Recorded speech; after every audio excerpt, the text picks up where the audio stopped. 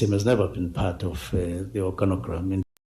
Cabinet has called on foreign nationals to be respectful and well-mannered guests in South Africa.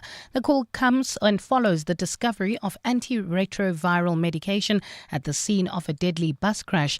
The bus, which was travelling from the Eastern Cape to Zimbabwe, was carrying Zimbabwean and Malawian nationals when it veered off the N1 highway in Limpopo, killing 42 people. Amongst the wreckage, authorities found a box containing ARV medication and other prescription drugs. A full-scale investigation has since been launched to determine the circumstances surrounding the apparent smuggling of essential medication. Speaking at a media briefing in Pretoria today, Minister in the Presidency Khumbudzo Ntshavheni described the matter as deeply concerning. Cabinet calls on all foreign nationals to be well-mannered guests in South Africa and reminds everyone that it took a lot of effort to stop the recent unsavory treatment meted out against foreign nationals at local clinics. Unfortunately, the proof that confirms brazen theft of medicines from the government clinics do not assist efforts to restore conditions for foreign nationals to access public health care in South Africa.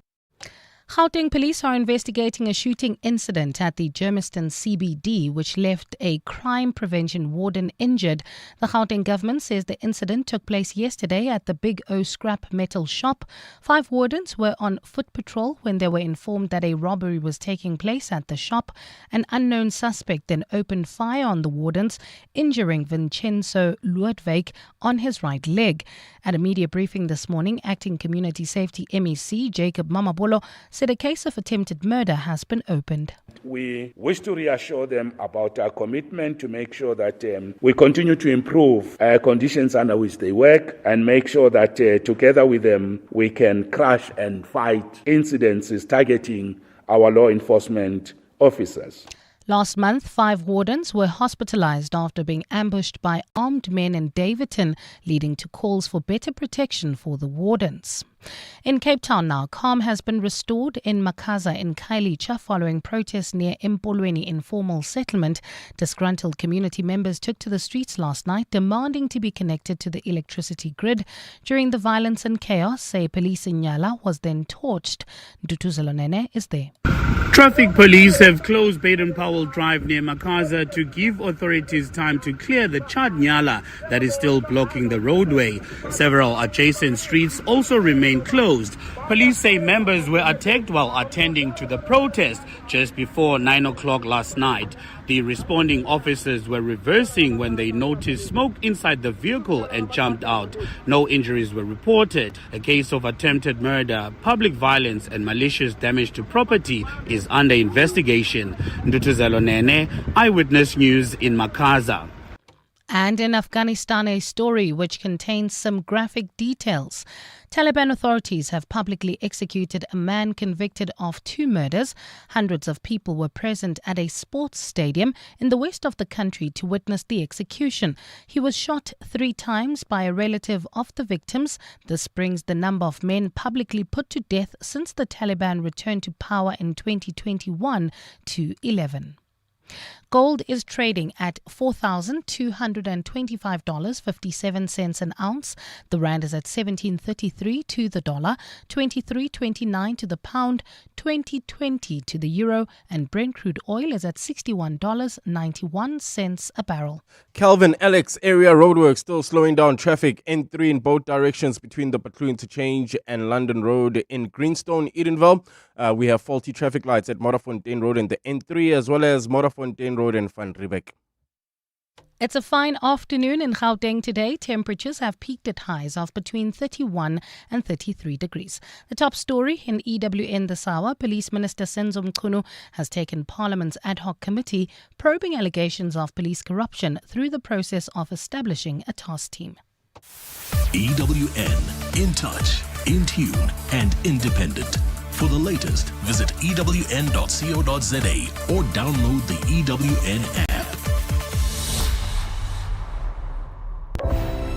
You're with Relebogile Mabotja. Live, streaming countrywide On the Prime Media Plus app. DSTV channel 856 92.7 and 106 FM.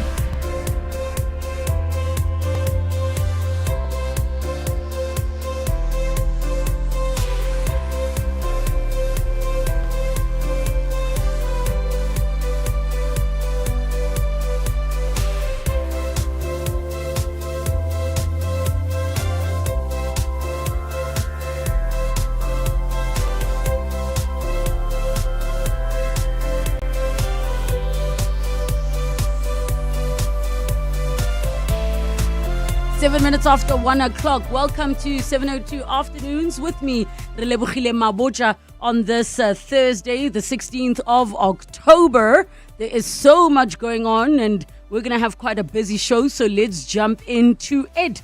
Coming up, I want to find out from all of you, what is the strangest or just weirdest rule, the craziest, most ridiculous rule you are made to follow at work or in the workplace, in a work and professional environment, and a rule that just did not make sense. Share with us. And we know when unemployment is high, it means employers can get away with a lot of things. It doesn't have to be corporate space, but just work environments. Could even be as a domestic worker or as a security guard at somebody's house. I want to hear from you on that. We'll give some examples. Belief Matters feature. We're going to talk about what it means to live in a multi-faith society. We'll be joined by Professor Smangaliso R. Khumalo, Dean of the School of Religion, Philosophy and Classics at the University of KwaZulu-Natal in Pietermaritzburg. And then we wrap up, as we do on a Thursday, with our consumer rights feature, Nola Knows with Wendy Nola. Would you believe it? We're going to talk about something we never speak about. Scams and fraudsters. Yeah, we always speak about that. There's always something new. So Wendy's going to come through and tell us all about it because they're getting slicker and smarter. And we're about to get into festive season. So now is the right time to be having these conversations. Get in touch with us. Give us a call. 011 883 0702. SMS us 31702. Tweet at Relebogile M at Radio 702 using the hashtag 702 Afternoons. And the WhatsApp line 072 702 1702. 702 Afternoons With Relebogile Mabotja. on 702. Let's walk the talk. Workplaces are funny environments because, number one, not all workplaces have your HRs. They don't all. And when unemployment is high, it means people get away with a lot of things they should not be implementing. Even if you look at our history and where we come from, I think it's still going to be a while that people are being mistreated or exploited or being made to do silly things that do not make sense in their work environment. So I want to hear from all of you about the experiences you've had where there were rules that just did not make sense. They were weird, they were odd, they were unprofessional. And maybe these are things you had to follow because you needed that job and you needed to pay your bills. It can be something that happened 20 years ago. It can be something that happened just yesterday. Feel free to be anonymous. But I want you to take a listen to @PowerfullyMindful on TikTok, who really raised this conversation. And what she was sharing as something strange at her workplace, I thought was insane until I heard the comments. It gets even worse. Take a listen. What is a strange, bizarre rule that you had workplace that maybe other workplaces didn't have? I'll go first. At an old job of mine many, many moons ago, I had a supervisor who would regularly get onto a new diet. And every time she would get onto this new diet, then she would require me to get onto the diet as well. She would tell me it's because she needed the moral support so she could carry on with the diet. But essentially, if I didn't get onto the diet with her, then she made my life difficult for a couple of days, maybe weeks. But obviously, I only looked like I was following the diet when it was lunchtime, when I'd be at work. Otherwise, when I was at home, I did what I wanted to.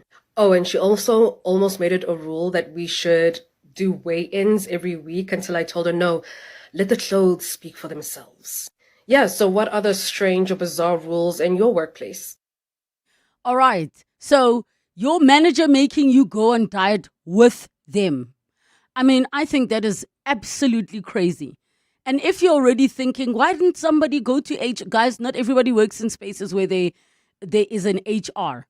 There are small businesses we know that are keeping this country together in many ways, where there is no HR, but you find yourself in environments where things like that happen. Now, do you guys want to hear some of the other things? C says, the rules was that they all had to call the manager Papa.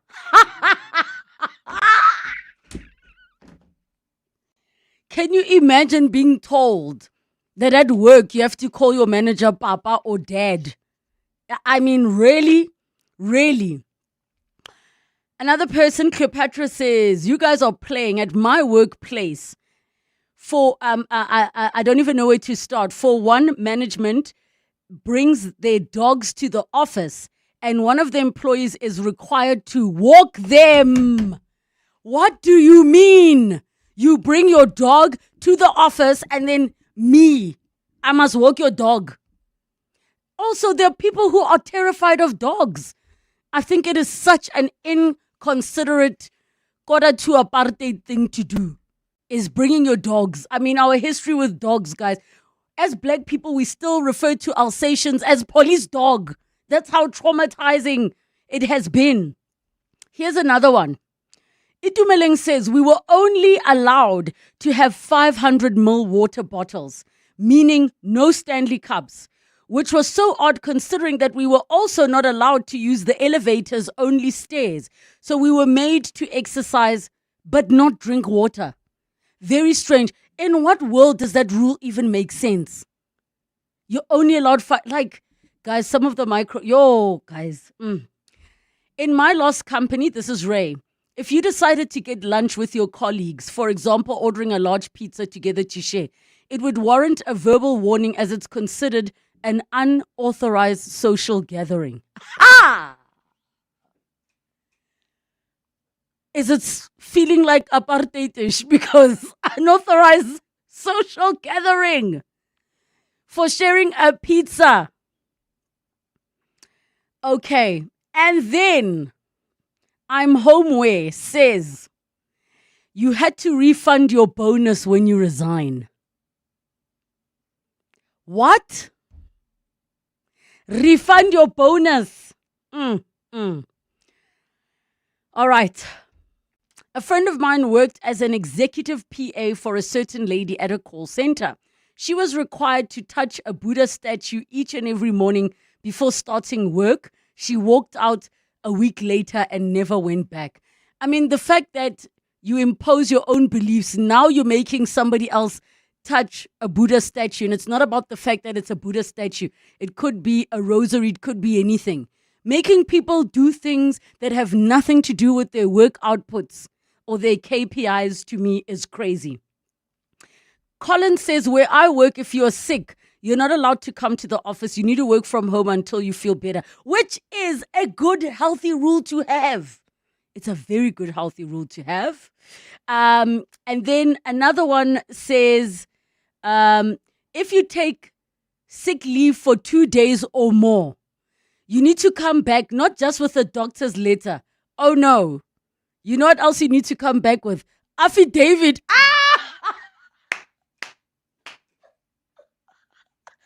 Affidavit. No, guys. Can we please be serious? So I want to hear about these weird, strange rules that just do not make sense, that you've heard of. It might have been your own personal experience or somebody else's. 011 883 0702. The WhatsApp line 072 702 1702. 702 Afternoons with Relebogile Mabotja. I'm sorry, I can't get over this affidavit story. Affidavit. Now a person must go to the police station to do an affidavit. I mean, I don't even know how that's going to hold up in court, but we are here. Looking at your WhatsApp messages. Going to the office 5 days a week to sit in our offices next door to each other, just to have meetings on Microsoft Teams. I mean, yeah, ne? Yeah. Noah says, this thing of parking a car facing a specific direction at a workplace is annoying. Guys, where are you guys working? The car must face a specific direction. Is it related to the rules of the road that you're working in a one-way street? I'm confused. That is, yeah. Rule at work. At my office, my employer locks up the kitchen certain times of the day. At 10 a.m., they open the kitchen for 15 minutes and over 50 of us run to the kitchen to make coffee.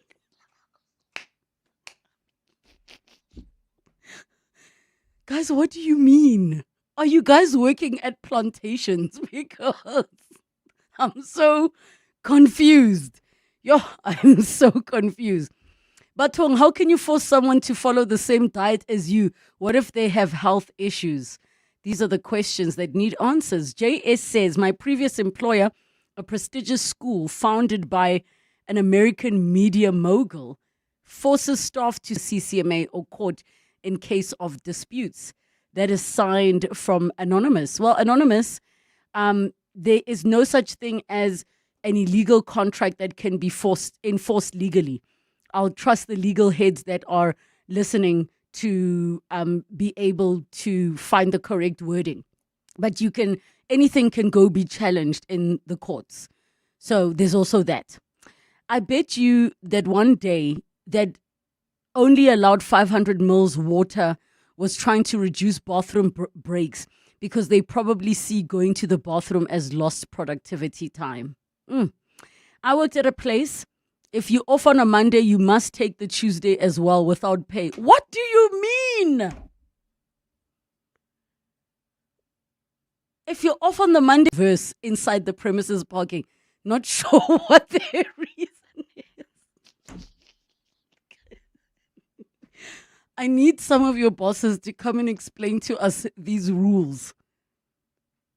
I need to understand. I need to understand. There's a message that says, good morning, Liborilwe. For your information, Alsatian dogs are called police dogs everywhere, not an apartheid thing. Please stop being biased and racist. Are they called police dogs even in the States? I was not aware. And I've never heard a white person referring to Alsatians as police dogs. So I was not aware that they're called police dogs everywhere. And referring to something that is your reference point does not mean that it is biased and racist. Also, why are you fighting for dogs to be in offices? I mean, that was the reference, is that there are people who are terrified of dogs because of what we went through. So, yeah. Work for a company that still has certain toilets for whites and coffee just for them only, short of labeling whites only. Us blacks, we had toilets far away from the offices. Imagine I'll go there by force and do my thing on their favorite toilets. What do you mean? Guys, is this like 2025? Present day? Yeah? A message from Nick says, parking in reverse is a safety issue that you can drive out quickly in case of an emergency. Many real companies will have this rule. Thanks, Nick. Is it not supposed to be, I mean, what kind of industry would you need to be in that every day you must park in reverse in case of emergency? What risk? Is that in every company thing? Like, I understand the explanation, but wouldn't that be in a high risk environment? Like, you're a firefighter, so the fire truck must always be in reverse. I'd love to hear from all of you. Educate me there. We go to the lines on Audible 1-883-0702. Nguni from Pretoria. Hi. Hi, Relebogile. It's actually a safety reason. You park in reverse, so in the event of an evacuation, then you could quickly all just, there's no reason for one to be reversing and all doing all those maneuvers. It's not a stupid reason. It's for safety. You find it in mines, you find it in construction sites. So those are high risk, it's high risk industries, basically. Yeah, not necessarily, because I don't think Brass is a high-risk place, but you can have a fire and then you will need to just evacuate. So it makes a lot of sense. It makes a lot of sense to park in reverse. So why do you think the person who messaged, I think it's one or two, who are like, at our workplace, they make it's a ridiculous rule that they have? Like, why do you think it's a challenge? They should have found out, why am I doing this? Before they called you, before they called you. Because I've been to such places as a visitor, and they'll make it park in reverse, and I ask the question, why am I doing this? Look, in the event of a fire evacuation, you parked in reverse, you're going to reverse into someone else, but you're all facing the street, then off you go, quick. All right, thank you so much. So safety reasons, parking in reverse. Those of you that are made to park in reverse where you work, that is the reason. And it seems like it is a norm for some. I mean, we don't have that rule here where we work. We've got a basement. I'm assuming we're as high risk as many other places when it comes to fires and things like that. But interesting one. Here are some of your voice notes on 072 702 1702. Hi, Relebogile. I think the most ridiculous thing that we're not allowed to do at work is to share how much we earn. Why is it such a secret if we're all doing the same job? It's because they want to rob us and they know you can't even complain. If they were paying us fairly, they would allow us to discuss our salaries. I think that is ridiculous. Awa Relebogile, awa. After David, really. You're already born hle. Yo, make me Nam Nelson. What a wow. Hi, Relebogile. I'd like to remain anonymous. Back in the days when I was doing my nursing training, as student nurses, we were not allowed to use spoons when we were eating. We were expected to use knife and fork. So I bought myself a spoon, and it was confiscated. It was taken to the matron's office, and I was told that if I want it, I must go see the matron. I went to the matron's office, I requested my spoon, and she told me that, but you know that you are not allowed to use spoons. We are teaching you to be ladies and gentlemen here. And I said, matron, by all means, I understand, but I was taught to use knife and fork at home. I know how to. But they never taught me how to eat cereal with a knife and fork. I was given my spoon back. Thank you, Relebogile.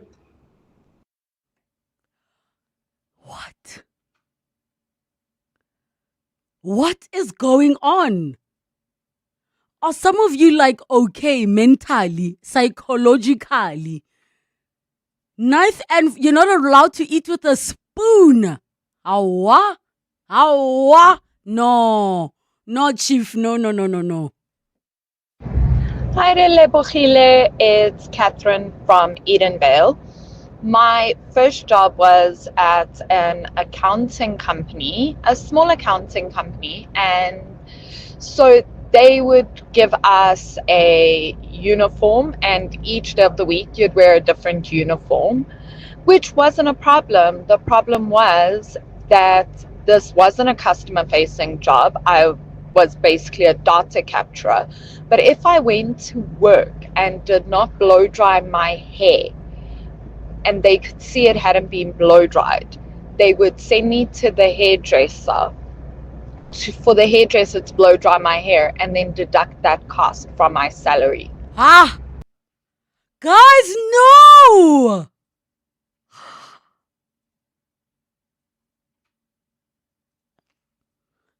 Next thing they'll be telling you must wear uniform even when you work from home.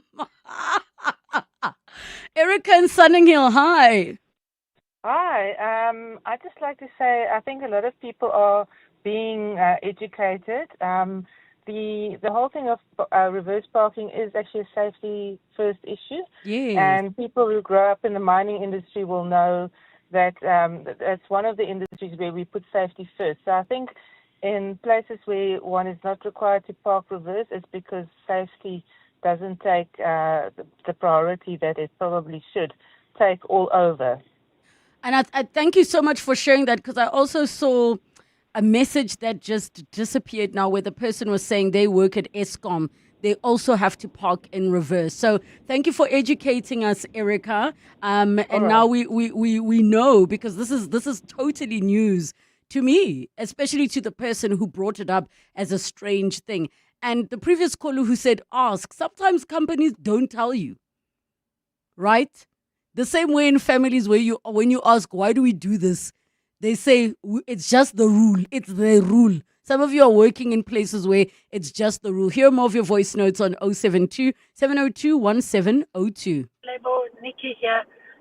That affidavit story, I think it probably stems from abuse of the sick leave system, because anybody that has been an employee knows that some employers know people that will get them a sick leave note, even if they're not truly sick. So I'm sure it wasn't a rule that just popped out of nowhere. It probably became necessary because of the abuse of the leave system. A lot of companies say you need a sick note if you're sick on a Friday or a Monday for obvious reasons. But the affidavit, there must be history behind it. Thank you. Bye. Thank you so much for that. Here are my thoughts. You really have to ask yourself when you're a manager or a line manager or a boss, that when you have to start implementing rules that do not make sense, you need to ask yourself, is my hiring process correct? Then you've got the wrong people working for you. The moment you have to implement silly rules, you've got the wrong people working for you. Or you are the problem. You are the problem. Remember the time we spoke about what the reason was that people were forced to go back to the office? That it wasn't actually about rent. It wasn't actually about all those things, except for managers that need to micromanage people. Like some of these things, and I hear why some rules were put in place. I know about the Friday, Monday sick note thing. That makes sense. But if you have people working for you that you need them to also get you an affidavit, you have to ask yourself, did I hire correctly? I need to relook how I hire people. Because you're clearly hiring people that you do not trust at all. More of your voice notes. Relebogile, another crazy one. At some workplaces, Africans are not allowed to speak African languages because management, which is invariably white people, complain they don't understand African languages. Yet those who speak Afrikaans, although nobody understands Afrikaans, are allowed to speak Afrikaans. Crazy work rules, I'm telling you. Thank you, bye. Thank you so much. Another one, Bafana says, my boss at my previous job was an Afrikaans woman who insisted that everyone reporting to her must speak in English when we're chatting amongst ourselves because she couldn't understand isiZulu, Sesotho, or Setswana because she wanted to be aware of what we were talking about, even if we're not talking to her. The funny part was that she spoke Afrikaans with others all the time and we never cared because it wasn't any of our business who she was speaking to. Oh, you guys are going to love this one. Palm Rose says, at my workplace, we were supposed to ask for toilet paper from the manager every time you need to go to the bathroom. Do you want to know what's even worse, guys? With the toilet paper, they roll it out for you.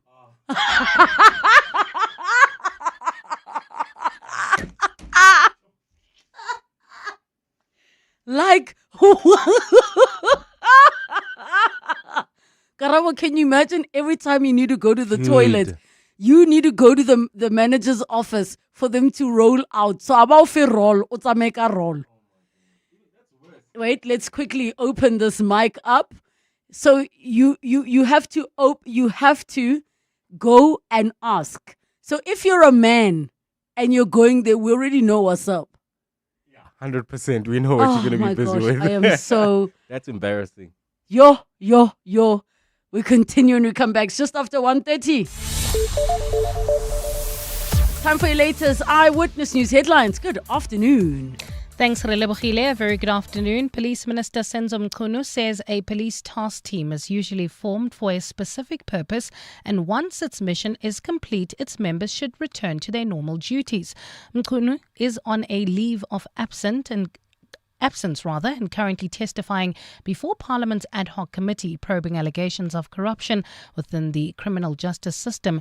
Mchunu has been answering questions on day one of his testimony at the committee today, where he has expanded on the topic of police task teams. Minister in the Presidency, Khumbudzo Ntshabeni, says cabinet officials are not immune to corruption allegations, but stresses that this does not make them guilty. Recently, current and former ministers have been at the centre of corruption allegations, particularly accused of protecting the interests of criminal syndicates. And the DA in Gauteng has laid charges against former Gauteng Health Department CFO Lerato Madio at the Johannesburg Central Police Station today. The party says Madio failed to act on information supplied by the late Papita Diakoran about alleged fraudulent transactions at the Tembisa Hospital. The 7 charges laid against her include failing to report corruption as well as theft and fraud. Those are the headlines this EWN and more at 2 or as it happens. EWN Traffic. This EWN Traffic is brought to you by Bridgestone Tires. Prepared to perform whatever the terrain. Well, at this stage, there's a slow-moving traffic. That's in the Calvin Alexandra area. on the N3 in both directions between the Bethlehem Interchange and London Road due to ongoing roadworks. Otherwise, the rest of 702 land not looking too bad. No accidents have been reported on our highways, all free-flowing at this stage. However, there's still traffic lights not working in Sunninghill at Witkoppen and Rivonia Road, and there's also traffic lights out of order in Greenstone at Modderfontein Road and the N3, as well as Modderfontein Road and Van Riebeek. If you come across any other traffic issues, please WhatsApp us on 072 702 1702. There's more EWN on air, online, and on the EWN app. Weekdays on the highway, weekends on the trail, in rain, on tar, or halfway up a gravel pass. With the new Bridgestone Jeweler All-Terrain AT002, you don't have to choose. Bridgestone, prepared to perform whatever the terrain. Clement Maniatella. Weekday mornings, 9 to 12. 9 to 12. How do you deal with people who interact with the opinions that you give on air? Because I find that sometimes people don't understand that actually part of my job is to have an opinion. Clement, when I fill out forms of what's your occupation, I'm a journalist. Yeah. But on air, I'm a broadcaster. And a broadcaster whose job description is to talk about current affairs or social issues, interview credible people, formulate and deliver an opinion, and with the principle of talkback radio, deliver that opinion because it agitates an opinion in you, the listener, to share your opinion. Yeah. And you know what? Your opinion's going to agitate another person's opinion. And then you know what happens? We get South Africa talking. Lester Kivet. Clement Maniatella. 9 to 12 on 702. You can become a victim of a legal problem. Wrongful arrest, assault, uncontested divorce, rental disputes, maintenance matters, or labor problems. It can happen to you. Clientele Legal provides tough professional lawyers for an affordable monthly premium. Our legal team is standing by to assist you 24 hours a day. Join today. SMS Legal to 48721. That's legal to 48721.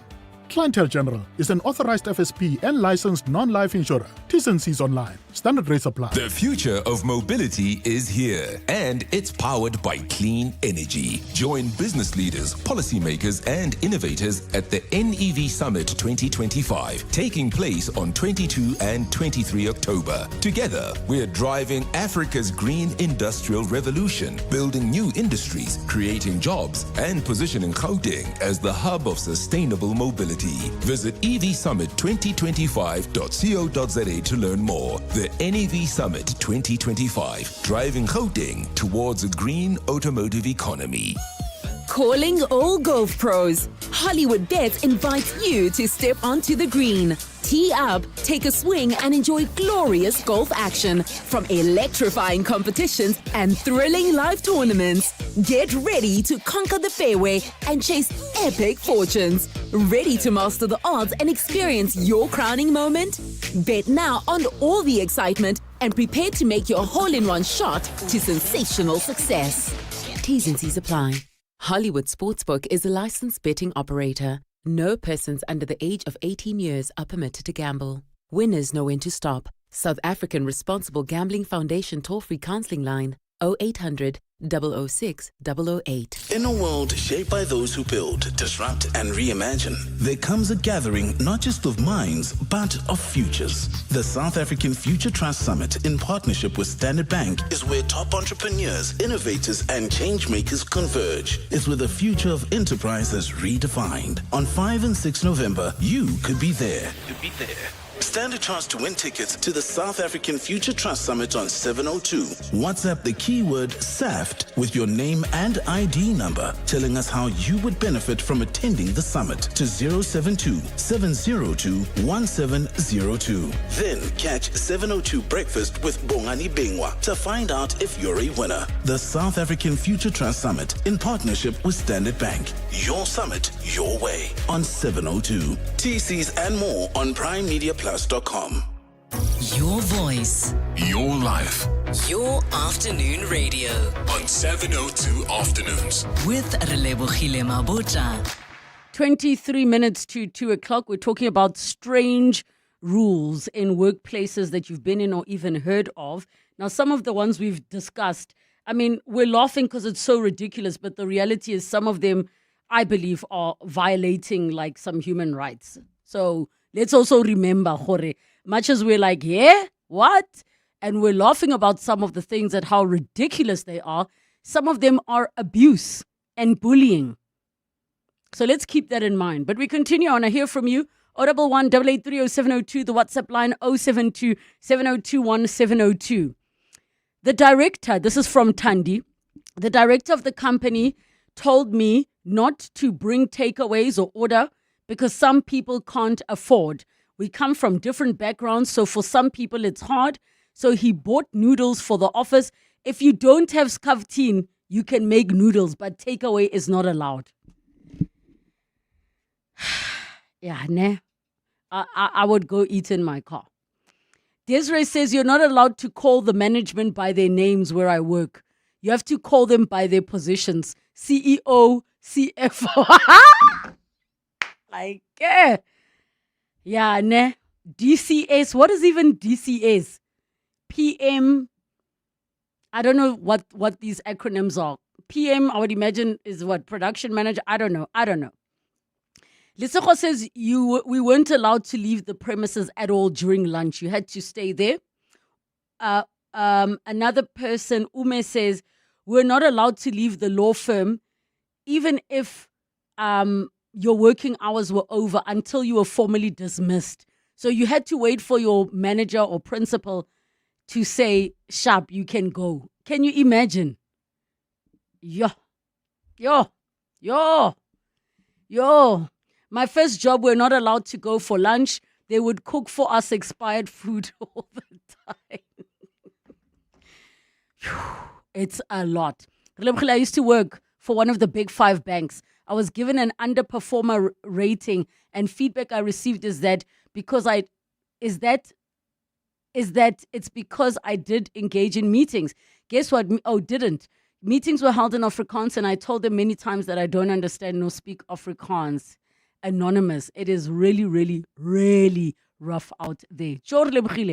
When Begi Cele was a national commissioner of police, it became a must that we are served seeded bread, no butter, with steamed veggies as in broccoli and other salads, together with steamed steak, fish or chicken breasts during every meeting where he'd be attending.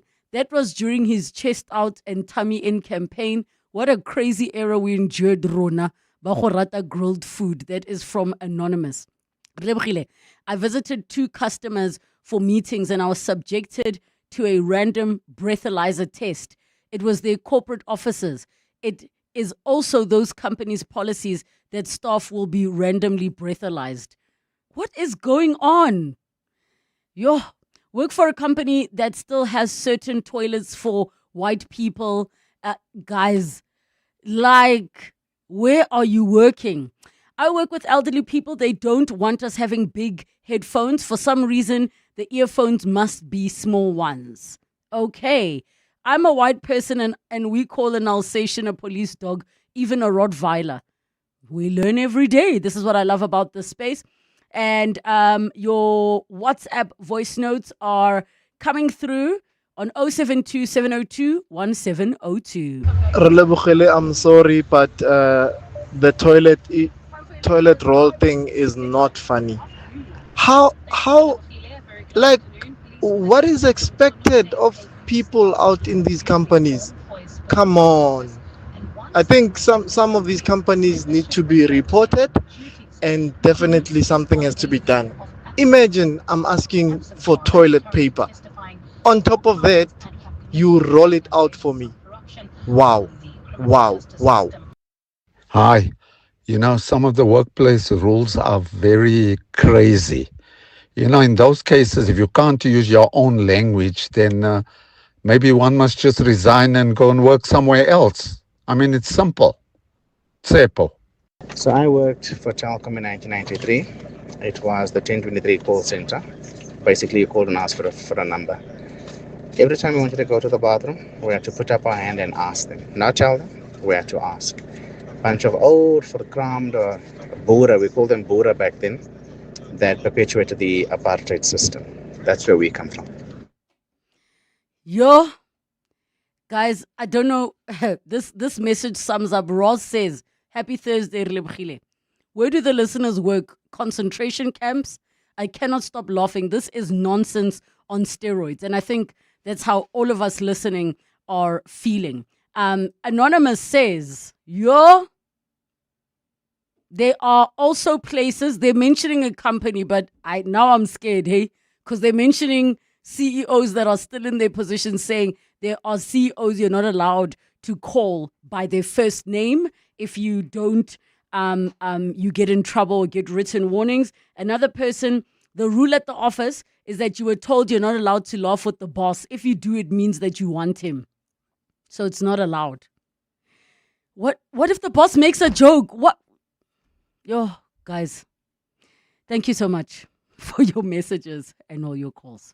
Bongani Bingwa, 702 Breakfast. Weekday mornings, 6 to 9. It's all part of this quagmire of corruption, this cesspool, this gaping wound that has festered and now is oozing pus, a putrid yellow and green liquid, a mess of corruption that is vile. And you can smell it from far away, can't you? Whether it's higher education or the various departments of health, it's a society rotting from inside.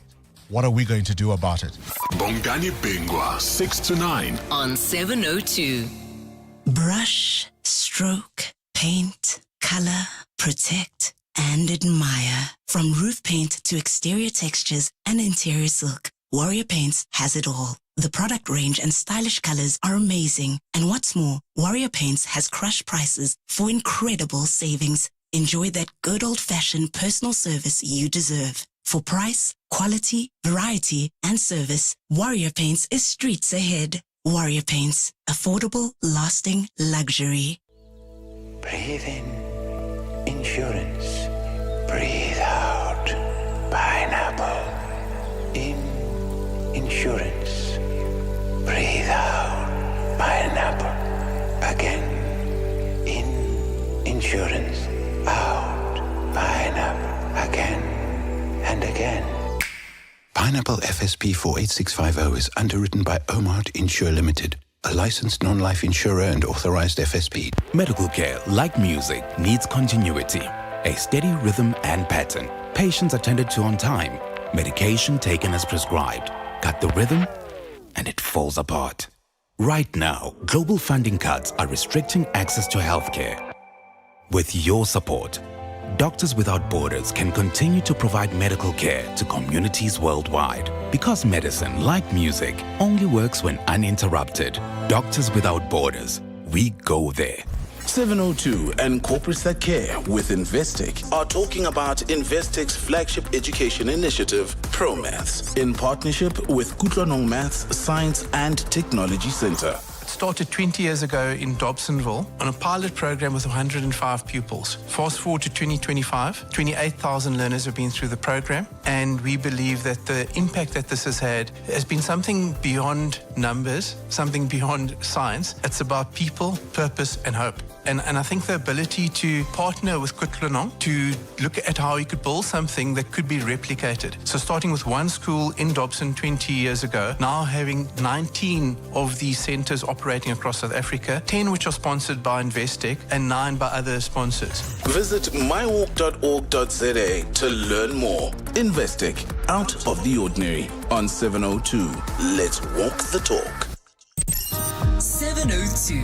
Belief matters. Exploring culture, traditions, religion, and the beliefs that shape our world. 13 minutes to 2 o'clock. It's Belief Matters time on 702 Afternoons. We're talking today about what it really means to live in a multi-faith society. And you can get in touch with us on 011 883 0702 and the WhatsApp line 072 702 and 702. Our guest for this conversation, Professor Smangaliso R. Khumalo, Dean of the School of Religion, Philosophy and Classics at the University of KwaZulu-Natal in Pietermaritzburg. Professor, welcome to the show. Thank you so much for joining us. Thank you very much. It's good to be here. Good to your listeners.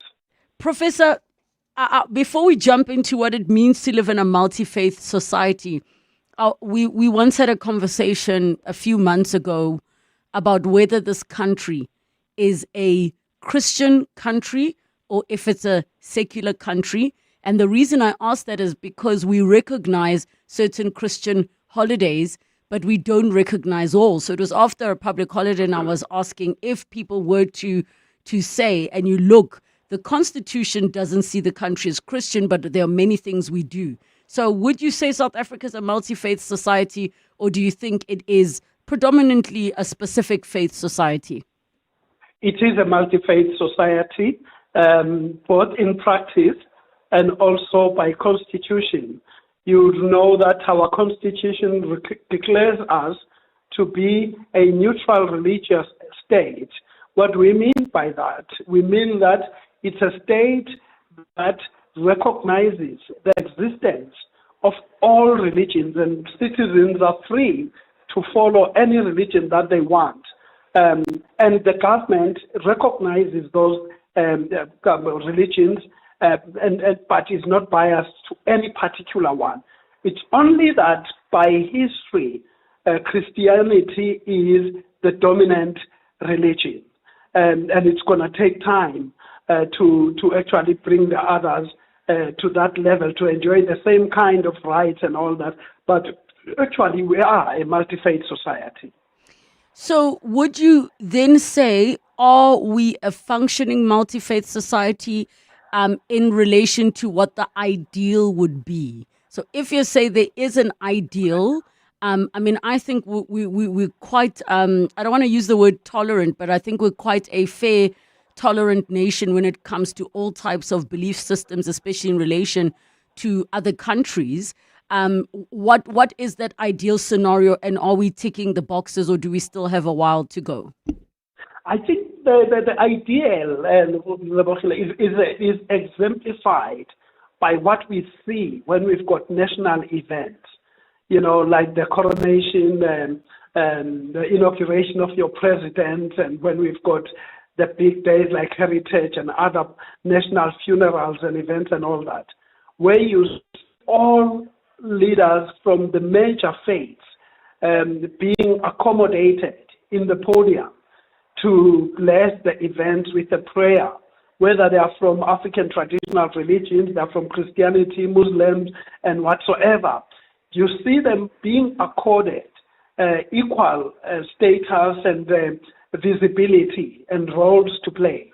That's the ideal. The country at the political level and at a constitutional level has got an ideal where all religions would be welcomed, embraced, and they'll practice their faith in freedom without being oppressed by any other. Of course, are we still there in terms of, are we already there in practice? No, not yet. Maybe that's where we're going.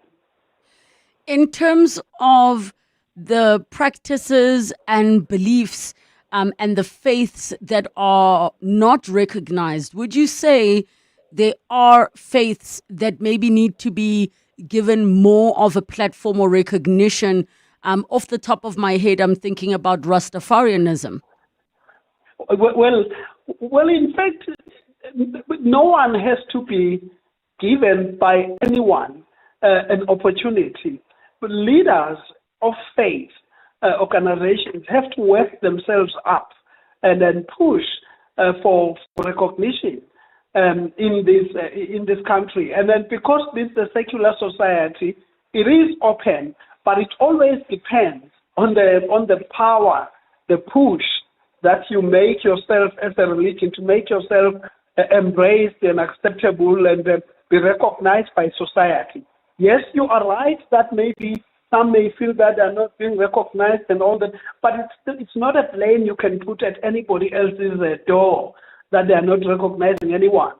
Each faith has to use the opportunities given here, which is an open space for them to practice whatever they believe in, organize themselves, put resources in what they're doing, make themselves visible, and then the society is going to recognize and embrace them. Would you say that there is an opportunity for leadership to maybe do a little bit more, in the sense that, when it's Diwali, it will be recognized. You see it on social media. When it's, all of the different faiths have their various days, even though they're not necessarily public holidays. are there any faiths that maybe we aren't paying attention to or showing much love to? It could even be along the lines of African spirituality. Oh, yeah, of course, no doubt, no doubt. In fact, the scales are really not balanced when you look at how privileged Christianity is. It's a fact that Christianity is more privileged. The Easters are holidays, Christmas is holidays. Ascension, we make so much noise about it, left and right. It might not be a formal holiday and all that. So the visibility is there, but that goes with the history, that we've got a long history and of that kind of religion. And so the other faiths also, they may need to be putting a bit more pressure on their visibility and asking for their share of recognition from society, but it all depends on them, on how much they bring to the table. And the other thing also that we need to think about is what that particular faith or religion is adding in terms of in the country, in terms of the development of the country, the value benefit for the country. Are we adding any? Because if you do that, if you open up education institutions, you create opportunities for citizens, all of them, not just those who follow you, then society appreciates and warms up to opening up spaces for you and your recognition. Now, there is, Professor, a potential dark side to everybody being able to, be recognized and for society to be tolerant of, especially because faith is a great vehicle for people to scam and take advantage of the vulnerable. What do you think the country should be doing about that? Because if on the one hand we're saying, let us be free to practice what it is that we believe in, on the other hand, we have many people who are being taken advantage of using that very same law and understanding. I'm happy you raised that. Faith anywhere and religions anywhere, they are either a liability for society or an asset for society. It is the role of that particular society to decide what to do with the faith communities that they have, and to put in place regulations, systems and structures and bodies that ensure that a religion adds value to society, becomes an asset of a society rather than a liability of society. And I think here in South Africa, we are at a time when we are working on that through the CRL and the work that they are doing, which is to facilitate a process where religious groups get themselves more organized to a point where they can regulate themselves. I think that is important, and the religious bodies themselves have to organize themselves and working hand in hand, in gloves, with CRL or any other framework from government, make sure that they regulate what they are doing, because no organization or institution can just do as they will, especially influencing and shaping the future of the most vulnerable people in society, because they can exploit them. So it's important that there is regulation, but the question is, how does it come about and who is leading and doing it? In best places, it must be the people themselves who belong to those religious communities who regulate themselves. Professor, thank you so much for chatting to us about what it means to live in a multi-faith society. And I think we're doing pretty well as a country. We know that there's always a way to go. And I recognize as well, it's not just the leaders that need to be doing the work. We as society also need to advocate for our beliefs as well. Thank you for your time. in the last 24 hours. This is what's happened in your world. The search for a missing plane in KwaZulu-Natal has come to a tragic end, with the Provincial Transport Department confirming this morning that it crashed. It was one of two light aircrafts reported missing in the Midlands yesterday. The first one was found by search teams in the afternoon, while the second aircraft was discovered this morning. Both pilots, who are believed to have been flying solo, have been killed. Unfortunately, the pilot suffered fatal injuries. The search and rescue team has now moved into the second phase of their operation. EWN, in touch, in tune, and independent. Do you live in an estate, complex, or sectional title scheme? The Community Schemes Ombuds Service invites you to the Seesaw Sindaba 2025 on the 23rd and 24th of October at the Canvas Riversands Fourways. Join the Minister of Human Settlements, Thembi Simelane, alongside government officials, industry experts, and key stakeholders as we explore the future of harmonious living in estates. Register today on seesaws.org.za or on our social media platforms. The motor racing event Cape Town has been waiting for is finally here. Get ready for the Speed Classic Cape Town. Over 140 historic cars, race cars, and supercars will compete in a full-throttle showcase of motion, sound, and style. Experience the ultimate speed test as the legends of yesterday meet the icons of tomorrow. The Speed Classic Cape Town takes place on Philip Khosana Drive on October 25th and 26th. Get your tickets at WebTickets today. Join us for the Clash of the Titans at the Inanda Polo Club on the 19th of October, where Africa unites through polo. Proudly brought to you by Titan Law in association with Polo South Africa. Don't miss out. Book your spot on Howler. As South Africa assumes the G20 presidency in 2025, 702 and Standard Bank Group bring you exclusive conversations with the voices shaping Africa's economic future. The Standard Bank Art Lab also grows from this legacy, right? We have the Standard Bank Gallery, which is in inner city of Johannesburg. It was established in 1990. And the lab itself is an extension of this, a manifestation, so to speak, of this belief. And it's designed, I guess, to also break down these silos that often separates, I think, industries, publics. It separates, the way we think about shared vision and mutual understanding of art. So for us, it was also about bridging this gap between, partnerships between the public and the private sector, between tradition and innovation. Brought to you by Standard Bank Group on 702. Standard Bank is an authorized FSP and registered credit provider. This is EWN. Good afternoon, I'm Bali Dlamini. Police Minister Senzo Mchunu says a police task team is usually formed for a specific purpose, and once its mission is complete, its members should return to their normal duties. Mchunu is on special leave and currently testifying before Parliament's ad hoc committee, probing allegations of corruption within the criminal justice system. Mchunu has been answering questions on day one of his testimony at the committee today, where he has expanded on the topic of police task teams. When you establish a task team, you don't all of a sudden appoint people from outside. You pick up people from within that particular area as you choose, as they may be suitable in terms of their expertise for a particular purpose. And then you draft them in as part of that particular task team.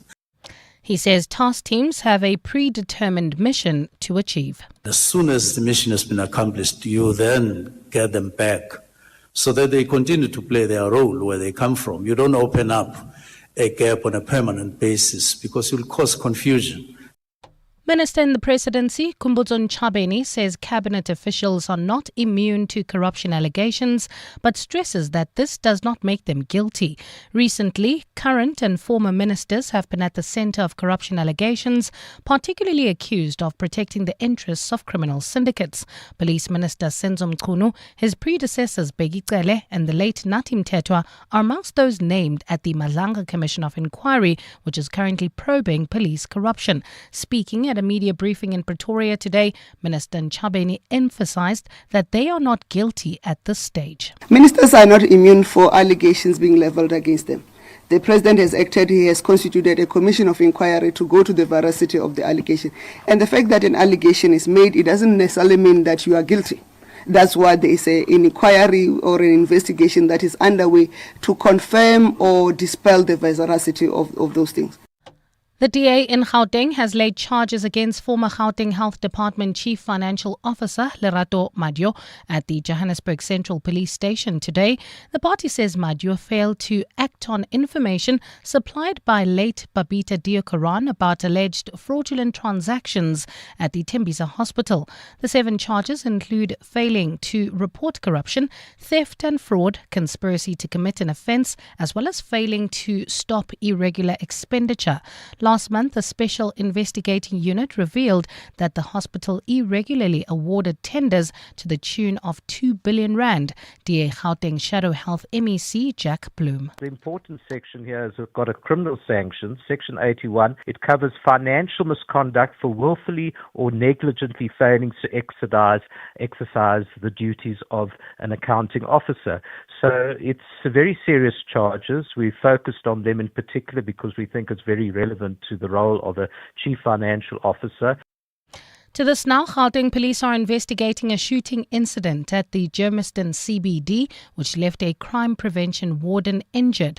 The Gauteng government says the incident took place yesterday at the Big O scrap metal shop. 5 wardens were on foot patrol when they were informed that a robbery was taking place at the shop. An unknown suspect opened fire on the wardens, injuring Vincenzo Lodwijk on his right leg. At a media briefing this morning, Acting Community Safety MEC Jacob Mamabolo said a case of attempted murder has now been opened. We wish to reassure them about our commitment to make sure that we continue to improve conditions under which they work and make sure that together with them we can crush and fight incidences targeting our law enforcement officers. Last month, 5 wardens were hospitalized after being ambushed by armed men in Davidton, leading to calls for better protection for the wardens. And in Greece, Parliament has passed a highly contested reform that would allow 13-hour workdays under exceptional circumstances. This new law makes Greece the first European Union country with such a long workday.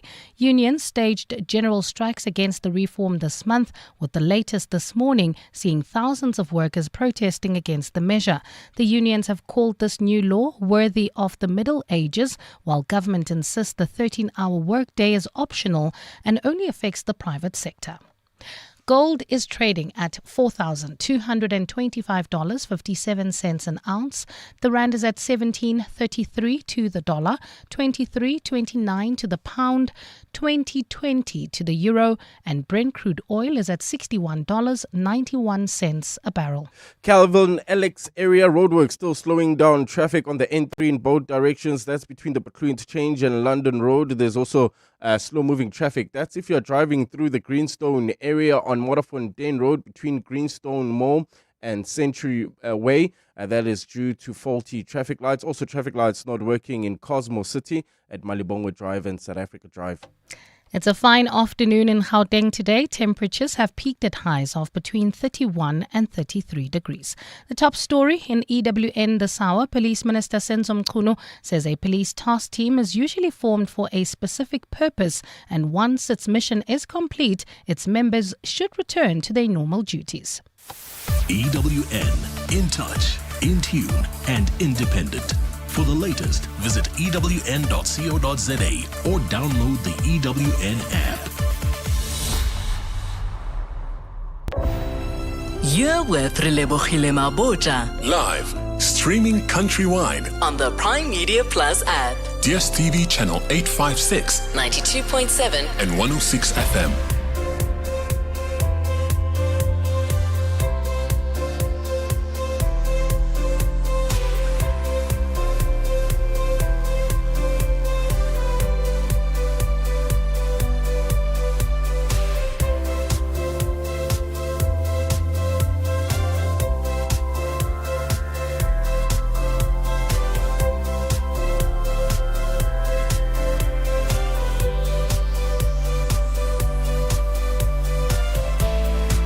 Seven minutes after 2 o'clock, the second and final hour of 7:02 afternoons with me, Relebogile Mabotja. As we do on a Thursday, we jump into our consumer rights feature, Nola Knows with Wendy. Nola, so get in touch with us. We're going to be talking fraud and scams as we do, but also we will chat to you about the ones that particularly are the latest and in preparation for building up to festive season and the rush where we are planning and scammers are also planning, and then we open up the lines. Get in touch with us. Give us a call 011 883 0702. SMS us 31702. Tweet at Relebogile M at Radio 702 using the hashtag 702 afternoons and the WhatsApp line 072 702 1702. 702. Nola knows. Nola knows time with Wendy Nola on 702 afternoons. And we will be chatting a couple of issues. 011 883 0702. The WhatsApp line 072 702 and 702. Happy Thursday. Wendy, how are you doing? And to you, Relebogile, I'm great. Good to be with you again. Thank you so much. Let's jump into it because 'tis the season to be jolly and be robbed. Yes. And be defrauded. Yeah, it's high season for the fraudsters. They are plotting and planning as we speak. And just for those people, because I hear this often in my circles, that think, well, you know, I really don't need to listen to that. That's for stupid, naive people who are going to be victims, fall for the tricks. Well, please know that that attitude makes you highly likely to join the ranks of fraud victims because of the fact that you let your guard down.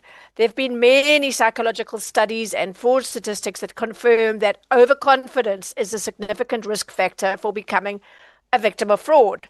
Cybersecurity analysts have found that people who claim they are too smart to be scammed, they create for themselves a sense of artificial protection that does not actually make them more educated on fraud. And there was a Visa Stay Secure study a couple of years ago that found that more than half of users they surveyed considered themselves knowledgeable about fraud, yet 9 out of 10 of them would act on messages that are common scam lures. So their confidence that they are fraud proof caused them to neglect the red flags and act without thinking.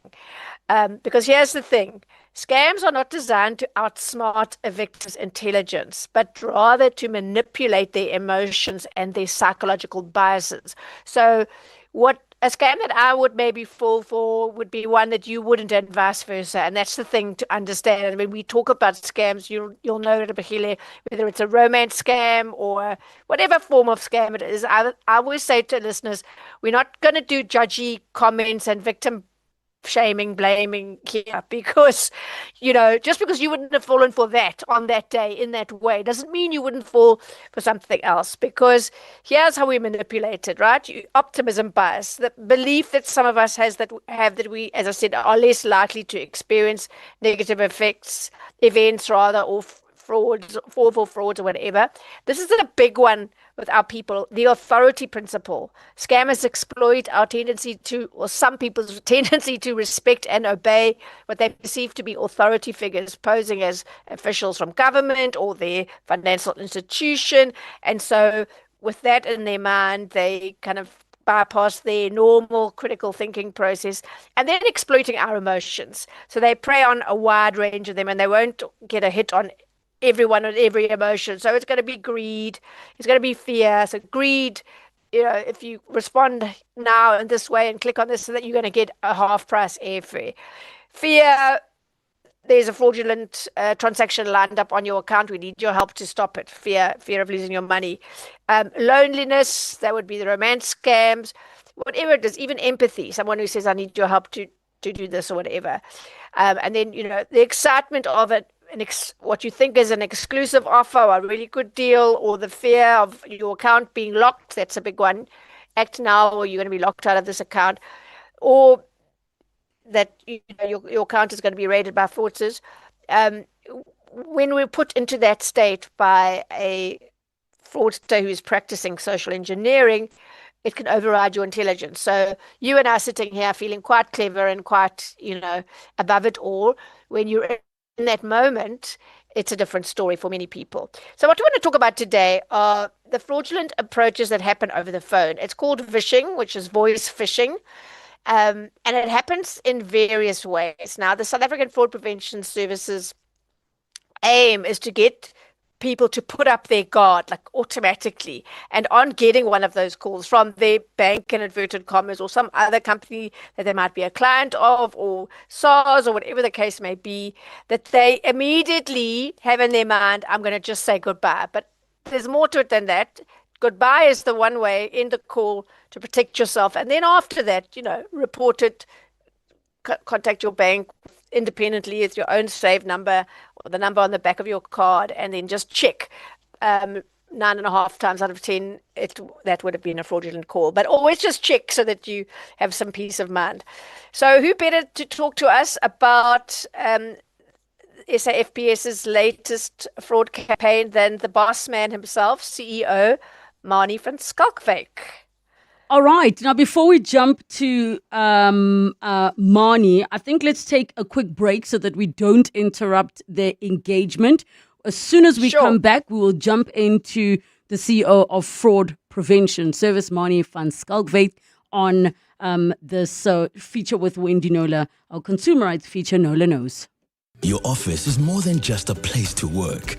It's a reflection of your success. At Desk and Chair, we help you elevate your workspace with locally manufactured desks and a wide range of chairs to suit your style and budget. Our expert consultants are with you every step of the way, from planning to delivery and assembly. Visit our showroom in Midrand or shop online at deskandchair.co.za. Desk and Chair.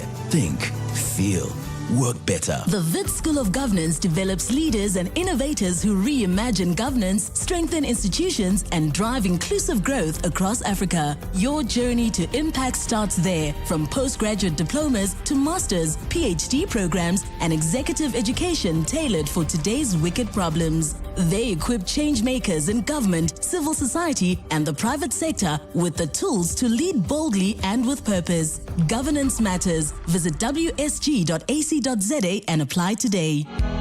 Did you know that all residential complexes are legally required to register with the Community Scheme Ombud Service, or CSOS? Registration is easy and it's free. All registered schemes can access a quick and affordable alternative dispute resolution body and can also learn more about the rights and responsibilities of people living within a community scheme. We'd like to appeal to all unregistered community schemes to register with the CSOS today.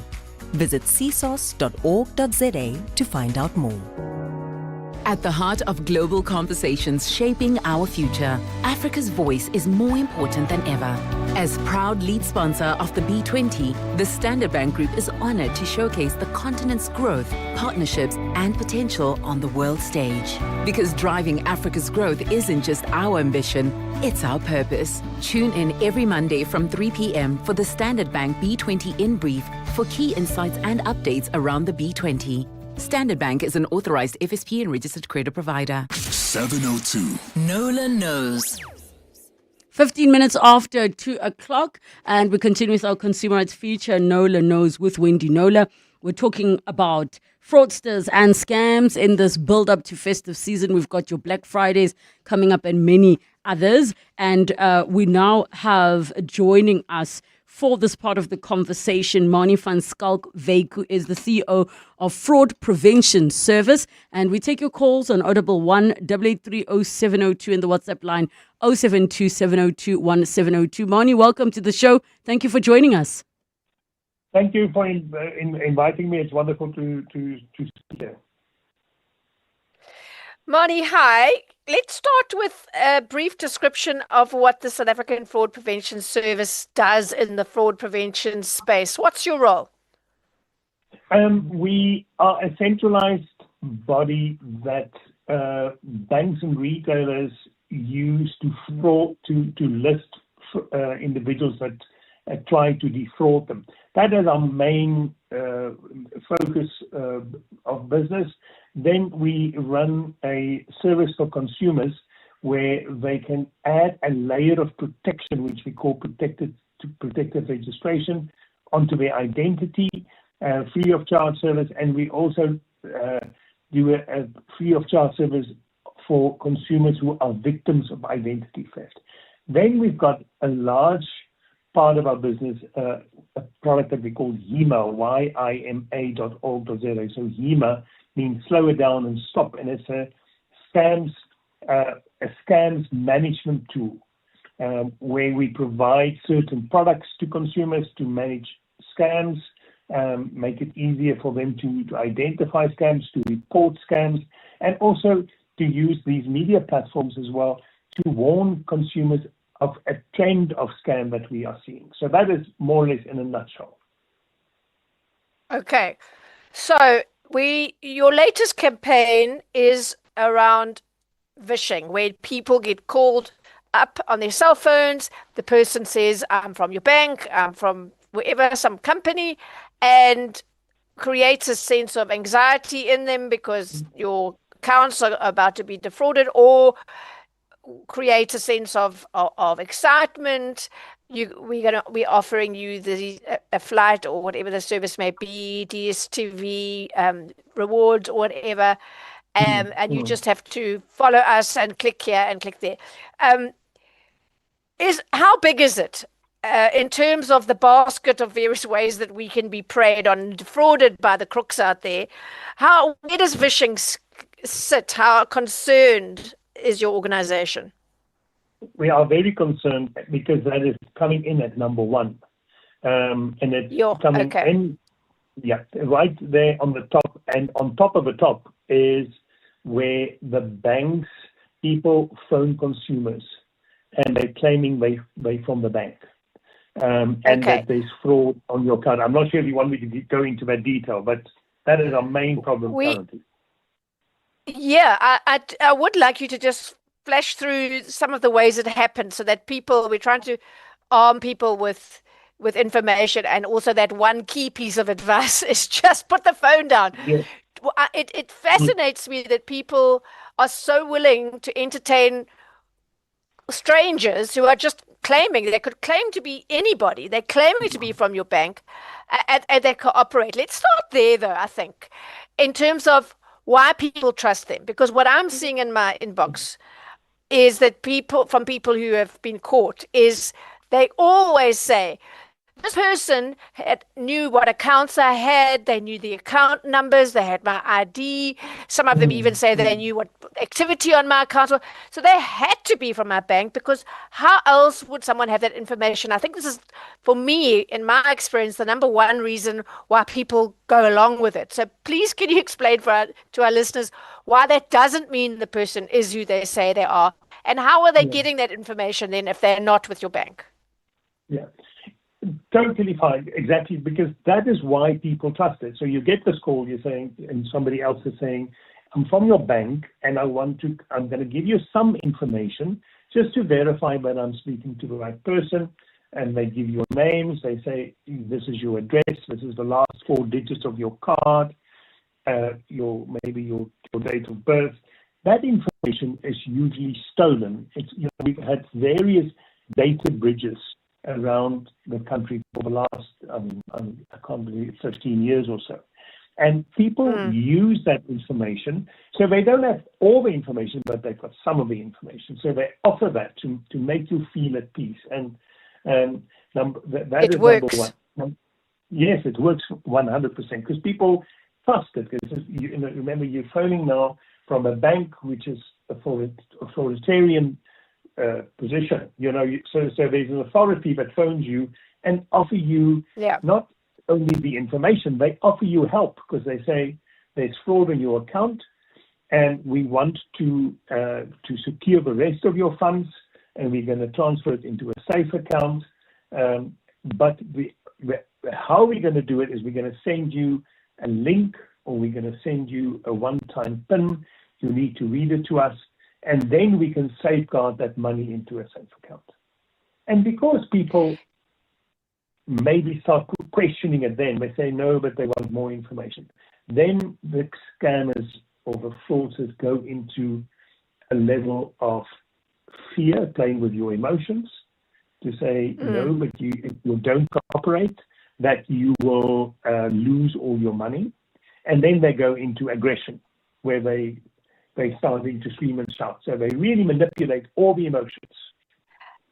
And I always, sorry, Marty, I always say to people, that's a huge red flag, because a genuine bank staffer is not emotionally invested in your situation.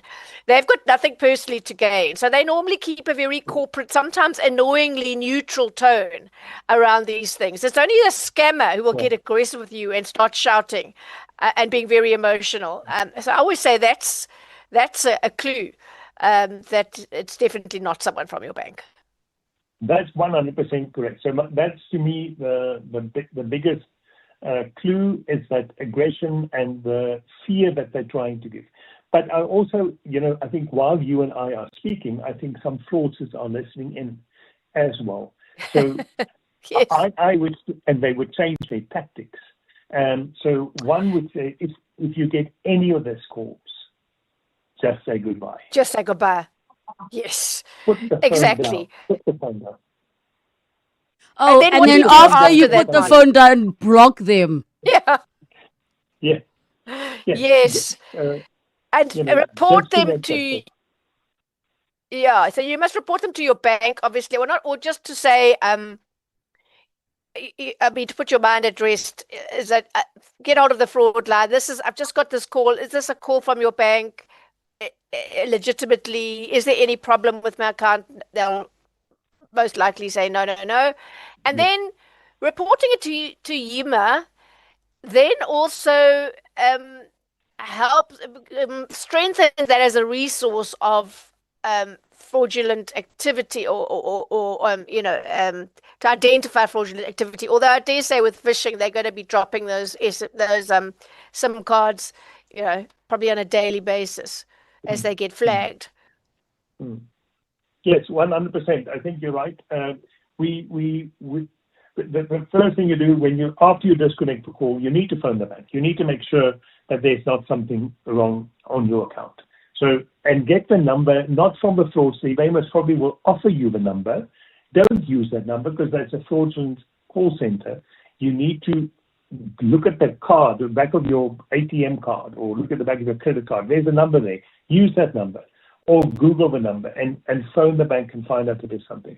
Then as an additional extra, go to yima.org.za and report it there. It just gives us, as the fraud community, the heads up on what the newest trends in fraud is. Sure. And in some way, we can't get the money back, because I think sometimes people think we can get the money back. I think the banks will definitely attempt to get the money back through a wonderful process with SABRIC and the Banking Association. But that process will kick off from the bank after you reported that, if the money did get transferred.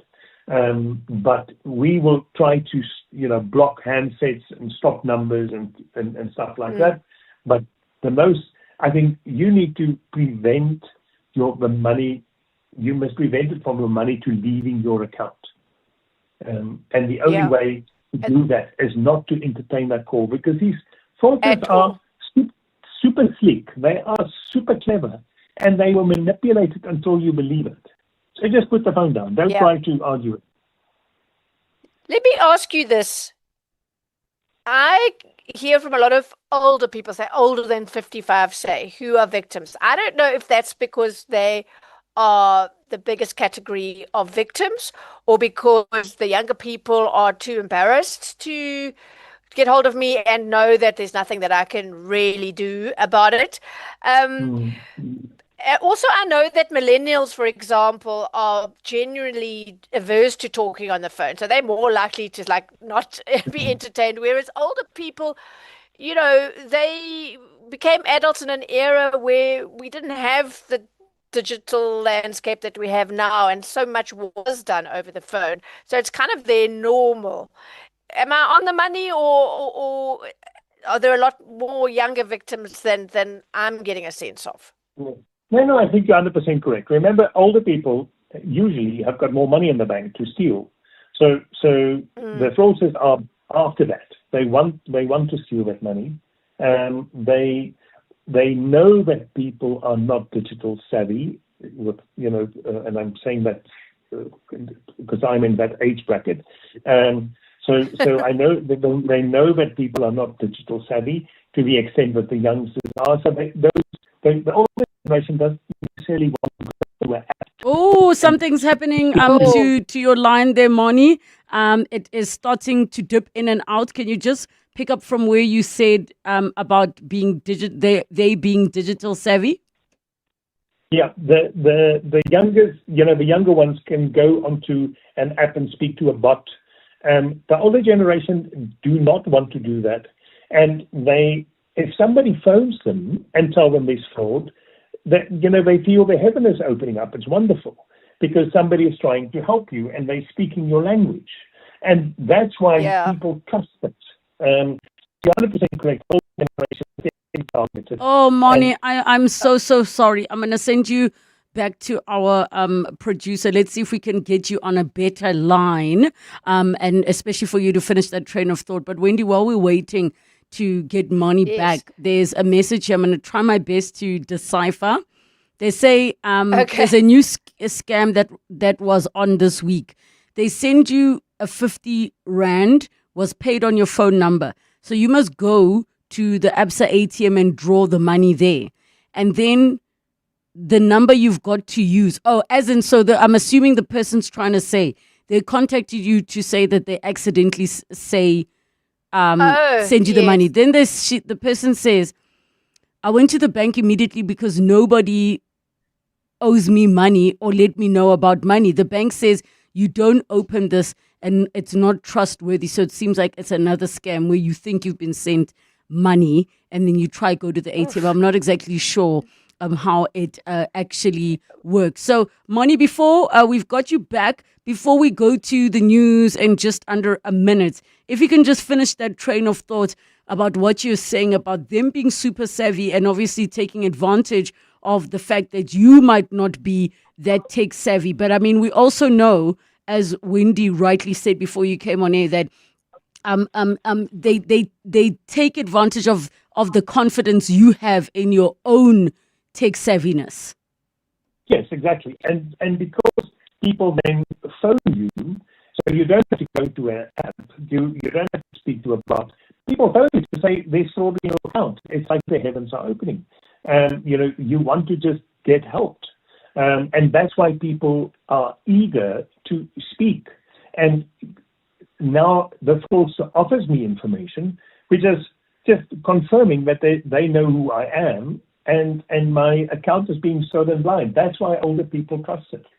Oh, okay. We're going to continue when we come back. Moni van Schalkwyk is still with us, CEO of the Fraud Prevention Service, and Wendy Nola as well on this. Let us know of the latest scams, or maybe you've been scammed, and then as soon as we are done, we open up the lines for all of your other consumer rights features.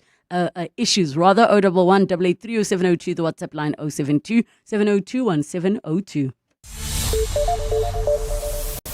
Time for your latest Eyewitness News headlines. Good afternoon.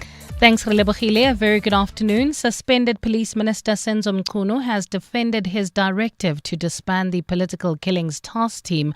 Mchunu tells Parliament that police task teams have a lifespan, and the task team receiving additional funding does not mean its operations can be extended. Mchunu has been responding to questions on day one of his testimony at Parliament's ad hoc committee, which is probing allegations of police corruption. Minister in the Presidency, Khumbudzo Ntshavheni, says cabinet officials are not immune to corruption allegations, but stresses that this does not make them guilty. Recently, current and former ministers have been at the centre of corruption allegations, particularly accused of protecting the interests of criminal syndicates. And Action SA has won its first ever by-election 5 years after it was formed. The party now has a seat in the Ramotseri Muila local municipality in the northwest after it beat the ANC by just 2 votes. Those are the headlines. This EWN and more at 3, or as it happens. EWN Traffic. Well, at this stage in the Kempton Park, Greenstone area, we still have slow-moving traffic on Modderfontein Road. This is between Greenstone Mall and Zurfontein Road. There's also still roadworks causing delays in the Calvin Alex area. That's on the N3 in both directions between the Patloo Interchange and Marlborough Drive. Look out for those faulty traffic lights in Cosmo City at Malibongo Drive and South Africa Drive. Also, Magaliesig 4 ways, we still have faulty traffic lights at Witkoppen Road and Main Road. If you come across any other traffic issues, please WhatsApp us on 072 702 1702. There's more EWN on air, online, and on the EWN app. 702. Serving the 702 family in 702 land, including those of you in Kagiso. Kagiso was established as a black township in 1920 for ex-miners and workers from Krugersdorp. Today, Kagiso falls under Mogale City, named after Chief Mogale, who ruled over a kingdom of miners and traders of gold. Notable people from Kagiso include former Gauteng Premier and current ANC Deputy Secretary General Nomvula Mokonyane and soccer coach Pitso Musimane. 702. Let's walk the talk across 702 land, including Kagiso. Breathe in, insurance. Breathe out, pineapple. In, insurance. Breathe out, pineapple. Again. In, insurance. Out, pineapple. Again and again. Pineapple FSP 48650 is underwritten by Omart Insure Limited, a licensed non-life insurer and authorized FSP. Checkers Extra Extra Weekend is back. For 3 days only, save extra on deals like Clover Crush Tropica or Super M 200ml 6-packs, any 3 for 99 Rand. Save 66 Rand. Kellogg's Fruit Loops, Rice Krispies or Cocoa Pops. Buy any 2 and get a third free. Save 60 Rand. And Hot Wheels Energy Track Set for 199 Rand. Save 50%. Orange is the new black. Valid this weekend only at Checkers, while stocks last. To walk the talk is to turn words into meaningful actions. And it's what we at 702 are committed to doing every day. We are also committed to following the rules set out by the Broadcasting Complaints Commission's Code of Conduct.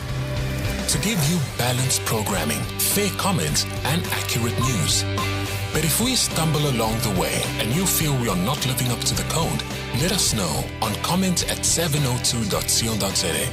And if after that you're still not happy, you can direct your complaint in writing to the Broadcasting Complaints Commission. Email bccsa@nabsa.co.za.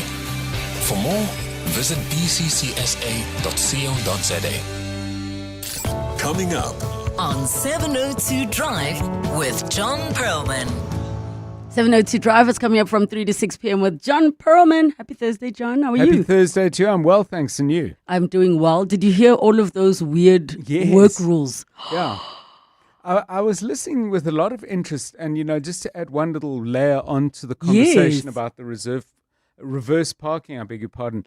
I had for 8 years quite a ongoing business relationship with a mining company. So I was visiting their head office quite a lot. And all the rules that apply on a mine applied at the head office as well. That makes sense, though. Yeah, absolutely. So, for example, when you'd go up the escalator, you'd have to hold the rail for, that thing. Yeah. But I went to one of their facilities in West Africa, in Gabon, stayed there for a week. And the point of the story is every morning before we could leave the living area and go into the work area, we were breathalyzed. Oh, but I guess if you're operating heavy machinery or you're in an environment, that makes sense. But if you're just a data capturer, why are you breathalyzing me? Because the message they're trying to send is we're not going to ask of our mine workers to do anything that we won't apply to ourselves. So I thought that was a very powerful message. I hear you. So one of the other messages, somebody said at their workplace, they're not allowed to eat pap because they've been told for lunch or in their lunchbox because pap brings cockroaches. Do you see what I'm saying? At what point in the process? I mean, it's there to eat, not as a decoration on the desk. Yep.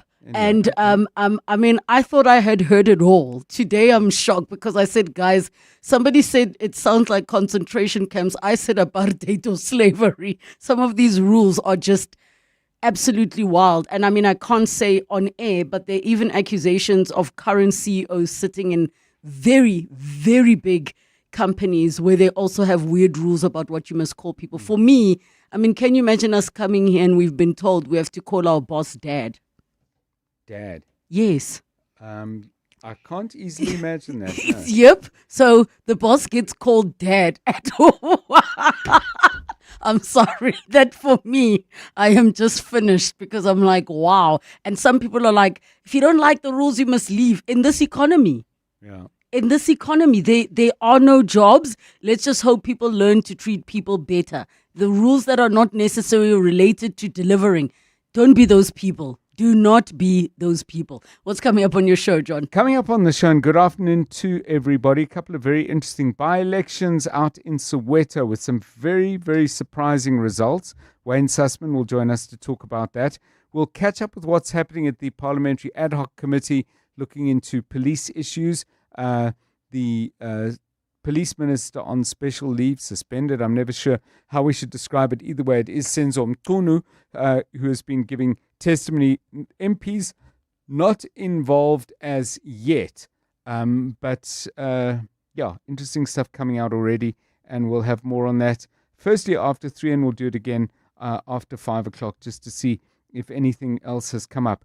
MEC for Health in Gauteng says that Tembisa Hospital is functioning fine and that there are no syndicates extracting and looting any other hospitals. We'll chat to the nursing trade union, Denosa, and find out what their take is, because after all, their members are absolutely in the thick of whatever might be going on in hospitals. So those are just some of the things we're going to be doing, and plenty more. You know, it's one thing to steal and rob, but then to gaslight on top of that is another level. Like, you are part of the whole institution that is government. So why are you gaslighting people, especially while this case is happening publicly, and people regularly post videos of visiting their families, showing them, some people are lying on the floor without even a mattress. Yes. So to say things are running fine, that really, really upsets me. Yeah, really upsets me. So I'm going to be tuning in for that conversation. That's at 10 to 4. Don't miss it. 702 Drive with John Pullman coming up from 3 to 6 p.m. 702. Nola knows. All right, we continue with our consumer rights feature, Nola Knows. It's 20 minutes to 3 o'clock. We've been talking about fraud and scams, and also in the conversation with us is Mani van Skalkwyk, CEO of the Fraud Prevention Service. We take your calls on 011 883 0702 in the WhatsApp line 072 702 1702. Wendy, so let's pick up where we left off from.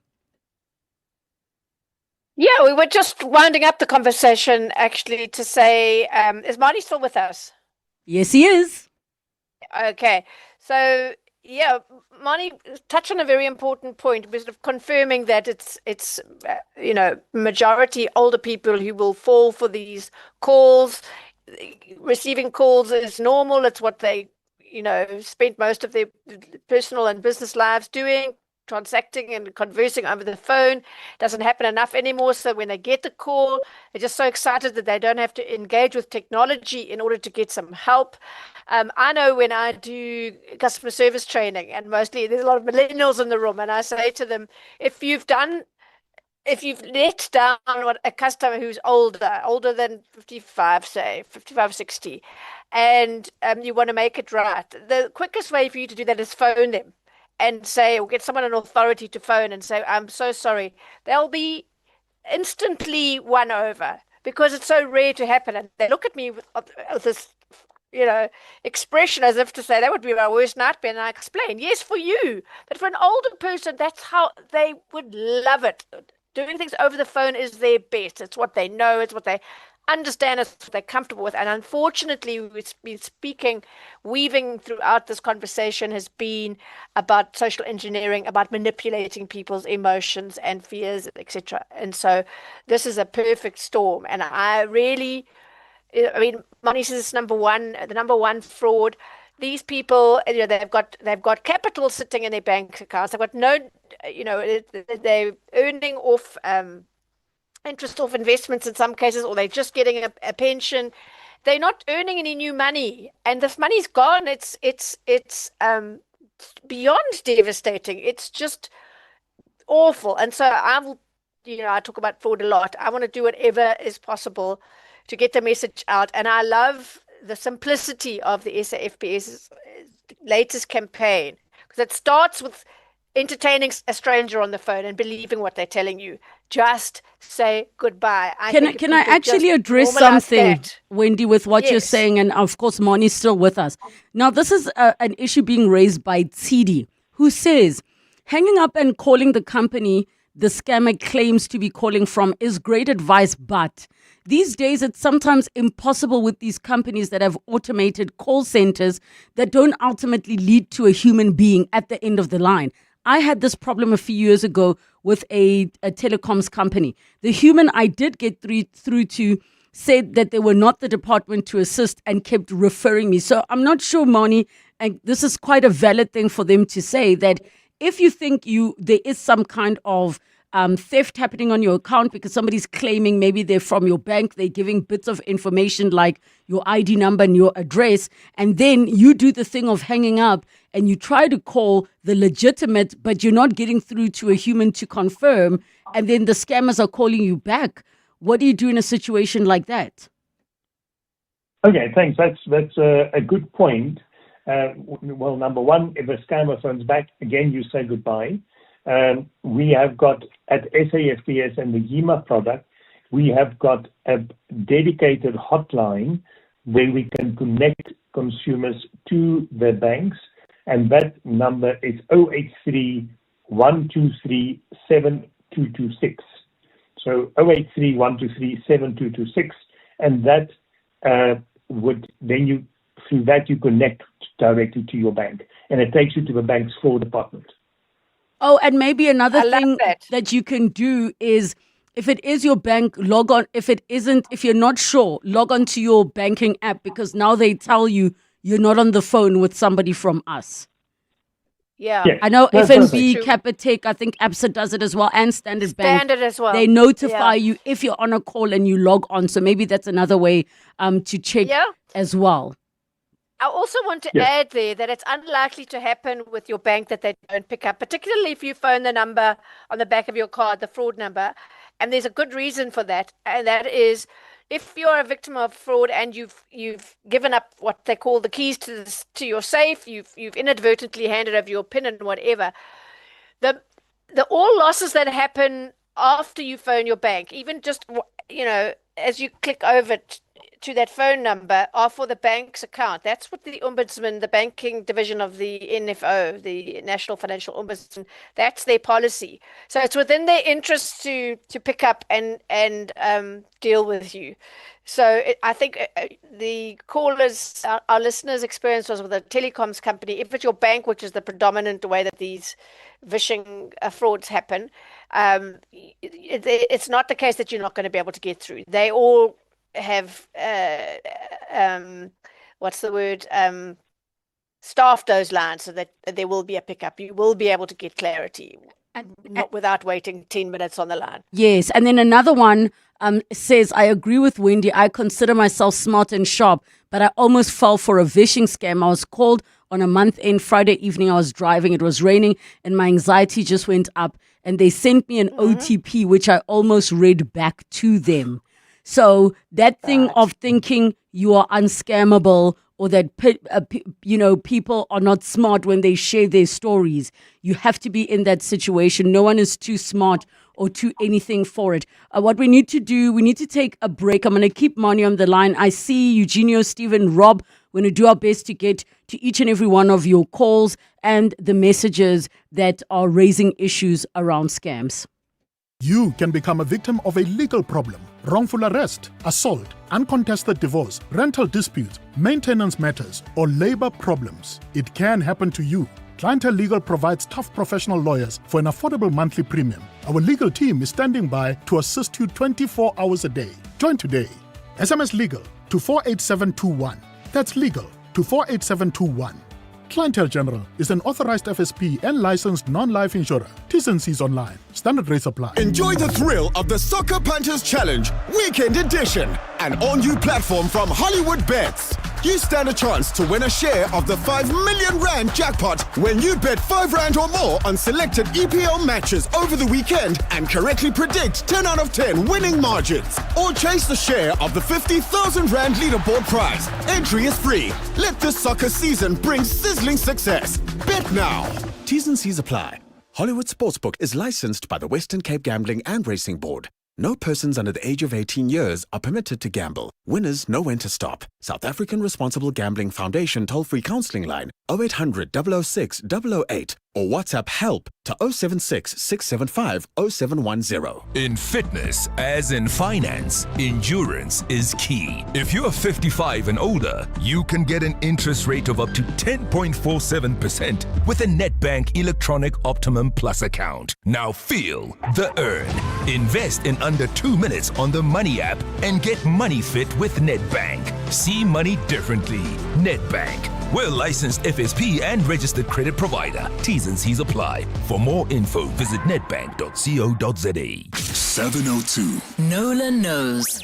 12 minutes to 3 o'clock. We continue with our consumer rights feature, Nola Knows, where we are chatting about fraud and scammers and the things that they get up to, but also more importantly, the tips of what you need to be doing about it. The hotline for the SAFPS is 0831237226. That's 0831237226. We take your calls on 011 8830702. The WhatsApp line 07270210702 is still with Wendy Nola, and in the conversation with us is Mani van Skalkwyk, the CEO of the Fraud Prevention Service. Mani, and I really hope that I can keep you with us for the different scamming calls, and we can see you weighing in on some of these different issues. So I'm going to go straight to the lines. We have Eugenio. You were scammed on Facebook, Eugenio. What happened?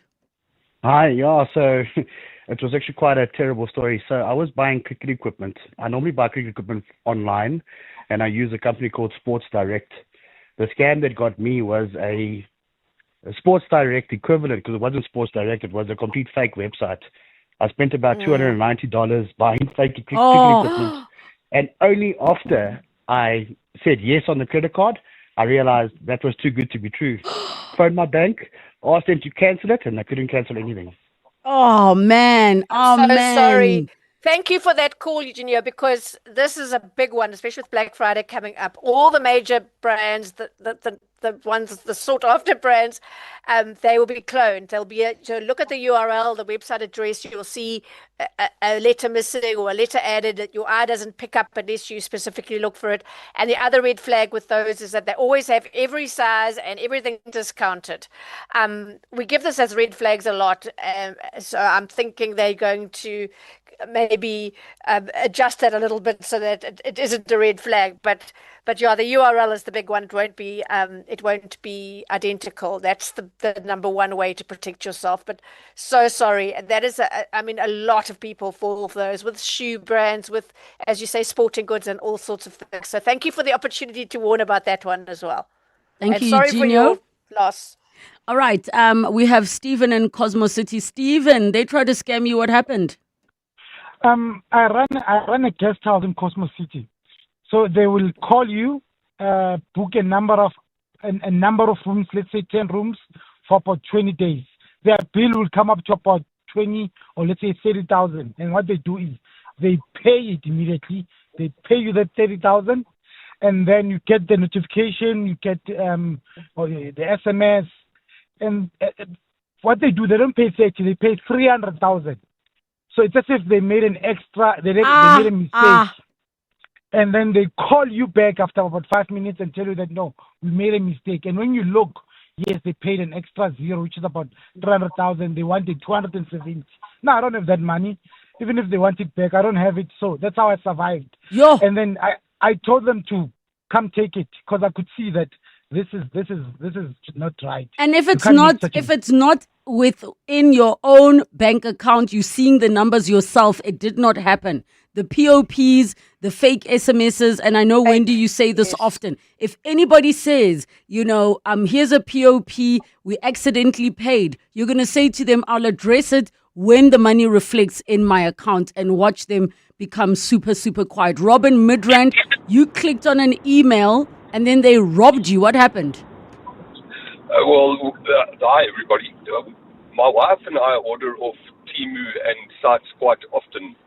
And quite often we'll get an email to say that there is an amount outstanding, whether it be for VAT or duties or whatever, that you need to pay before your parcel can be delivered. So that is why this email arrived saying that this parcel has arrived and that we need to pay, I think it was 14 Rand or 15 Rand. And then obviously my wife logged on with the email, and as you've referred to it, she gave them the keys to the safe. She put in all her card details as we normally do. And immediately after she did that, 2 payments of 17,000 Rand went off the credit card. Immediately. And you know what's the tricky one with that, Rob, especially like what you're saying with Temu. Shein is aware of the issue, hence you now pay your taxes in the Shein app. But what I do, if I'm not sure, is go into the app and the messages, it will tell you who's the courier company. That's your... Yeah. So And the order number. They give you the order number as well. It all came through as very legit. What really has surprised me is, I'm not going to mention the name of the bank, but we reported it immediately. The funds reflected in our account for about 3 days. We filled out all the forms. We did everything we had to do that the bank asked us to do, and the money still went out of our account. We've approached the bank since then, and the bank, sorry, there's nothing that they can do, and that we can't hold them liable for not stopping that transaction. The funny thing is that normally, even when I do a credit card transaction that's an international transaction, I normally get a prompt to say, have you authorized this amount? And I have to push one. None of that happened on the app. So normally, the other day I had to approve an Uber payment on my credit card for 120 Rand, but 34,000 Rand went out of my account and I didn't have to approve it at all. So can I ask you to do this, Rob? I think, let's keep you, stay on the line. I'm going to pass you on to our producer because I think there really is something that the banks need to answer for here. That why is there inconsistency? Some of them it's one-time PIN. Some of them you need to log into your banking app to confirm. Why is it in a case where that didn't happen and you reported it that they say there's nothing that they can do? So, Rob, I'm putting you on to our producer, Pashida, and she will get you in touch with Wendy. I mean, Mani, we hear about these situations quite often. Is there more from your side that not just banks, that the different companies can do to support customers, especially if they follow the right channels? Yes, no, I listened to Robin's case, and I would, if I was him, I'm sure Wendy will sort it out. Otherwise, it sounds Moni, we've gone back to not being able to hear you again. The horrible line. I know what he said though. And yes. that would have been my advice is to it's a free service, lodge a complaint with the banking division of the NFO. You just Google NFO and you can follow all the prompts. And I'd like to look at it first just to try and, I need to educate myself on all the various scams, the latest things that are happening so that I have the knowledge to help people and direct them. But that's what I would advise Rob to do. All After right. he's emailed me. Yes. All right, let's go to Luke in Winchester Hills. There are 2 scams you want to tell us about. Go ahead. Hi guys, hope you're doing really well. Just a shout out to Wendy. My wife loves you. We discuss you every night. In terms of the scams. Thank you. so just in terms of the scams, there's the first one on Instagram where a lot of fake websites are being set up in the name of legitimate businesses. So for example, luggage companies and like Cape Union Mark. So these guys set up fake websites, but we can really put a stop to it if you manage to contact the payment providers. Because for all of those websites that they set up, there's a payment provider, like I'm just going to name a number of them, each Pay Gateway, Pay Fast, Pay whatever, but those guys ultimately have a payment portal that's set up and it goes to an end account. So if the payment providers can get together and start to stamp this out, we can save a lot of people from being scammed. So that was the first one. The second one, specifically, this is an issue that we had in Winchester Hills, where 5 families who took out Forex with the ABSA Forex department in Johannesburg South were targeted. And one of these families, on the day that they were leaving, they took out Forex. The lady left. All right, she flew out of the country. That night, they targeted her house. Her kids were terrorized. Now, there's someone in these banks that's working with syndicates, and the staff are actually then targeting people who are taking out Forex. Oh my! So let's do this, Luke, because we're going to run out of time, but I think we get the gist of it. Wendy, just in terms then of something maybe we need to pick up on or do some homework on, the same as yourself, Mani, is that are there leaks within banks with people's private information that makes them vulnerable? Because I wouldn't necessarily say in a case like what Luke is describing, that you buy Forex, that it's the bank as the institution. Maybe it's one of their dodgy staff or employees. That would be the case if that happened. Yeah, that's unfortunately a reality. We're generally quite a corrupt nation. Yeah. So that is a possibility. We're going to have to leave it there. Mani, Wendy, thank you both for your time. Feel the exhilarating power and performance. Feel the anticipation of a new adventure around every corner. Feel the breathtaking wonder of Mzansi's epic scenery. Feel the luxe vibes and the good times. Feel it all and more with the Ultimate Shell V-Power VIP experience. Spend 750 rands 3 times this month and tap your V Plus rewards card for a chance to win one of 5 epic road trip and trek experiences for 2. T's and C's apply. Life is full of moments. Some are small. Surprise, I got you a matcha latte. Some are big. Surprise, we're having twins! For all those moments, there's the new Haval H6 SUV with a spacious interior and voice command. It's built for big moments. Get it from only 6,699 per month. Visit gwm.co.za for T's and C's and to book a test drive. GWM. Go with more. Brought to you by GWM Finance, a division of Westbank and authorized financial services and registered credit provider. Feel the rhythm of summer at the Old Mutual Music in the Gardens, featuring Mikasa and Jazeel Brothers, live on Saturday, 25 October at the Walter Sisulu Botanical Garden.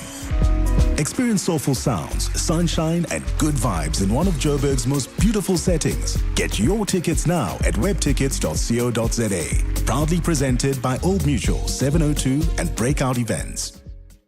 Thank you for joining us on 702 Afternoons. We're back tomorrow. It's the Friday edition of the show. It's 3 o'clock. This is EWN. Mkhunu defends directive to disband the political killings task team, and the DA lays charges against a former Gauteng Health CFO.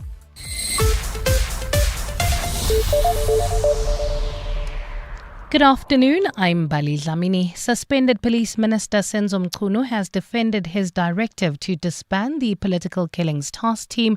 Mkhunu has told Parliament today that police task teams have a life. Senzo Mkhunu has defended his directive to disband the political killings task team.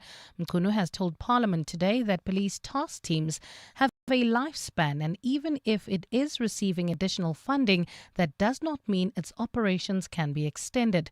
Mkhunu has been responding to questions on day one of his testimony at Parliament's ad hoc committee probing allegations of police corruption. He is tackling the alleged unlawful disbandment of the KZN-based political killings task team, as well as undue political interference in the decision. Babalondenze reports. Senzo Mkhunu tells the ad hoc committee that there's a clear distinction between a police task team and a unit within the organization. In terms of the political killings task team, Mkhunu tells the committee that when he issued the directive to disband it, he wanted the whole country to benefit. Now, remember, by the time we approve the structure, we have the imperatives of the 7th administration, which among others say you need to make people of South Africa, all of them, feel safe. Not some people, somewhere. Mkhunu says other units suffer because of the task team's continued existence. They are going to sit and not do their work because the political killings task team is there. It's them who are not going to do work. That's what you're finding in Gauteng, for instance. Mkhunu's testimony continues with more questions about his directive. Babalondenze, Eyewitness News, Parliament. Minister in the Presidency, Khumbudzo Ntshavheni, says cabinet officials are not immune to corruption allegations, but stresses that this does not make them guilty. Recently, current and former ministers have been at the centre of corruption allegations, particularly accused of protecting the interests of criminal syndicates. Police Minister Senzo Mchunu, his predecessors Bheki Cele and the late Nathi Mthethwa are amongst those named in the Madlanga Commission of Inquiry probing police corruption. Speaking at a media briefing in Pretoria today, Minister Ntshavheni emphasized that they are not guilty at this stage. Ministers are not immune for allegations being leveled against them. The President has acted, he has constituted a commission of inquiry to go to the veracity of the allegation. And the fact that an allegation is made, it doesn't necessarily mean that you are guilty. That's why there is an inquiry or an investigation that is underway to confirm or dispel the veracity of those things. The DA in Gauteng has laid charges against former Gauteng Health Department Chief Financial Officer Lerato Madio at the Johannesburg Central Police Station. The party says Madio failed to act on information supplied by late Babita Deokaran about alleged fraudulent transactions at the Tembisa Hospital. The 7 charges include failing to report corruption, theft and fraud, conspiracy to commit an offence and failing to stop irregular expenditure. Last month, the Special Investigating Unit revealed that the hospital irregularly awarded tenders to the tune of 2 billion rand.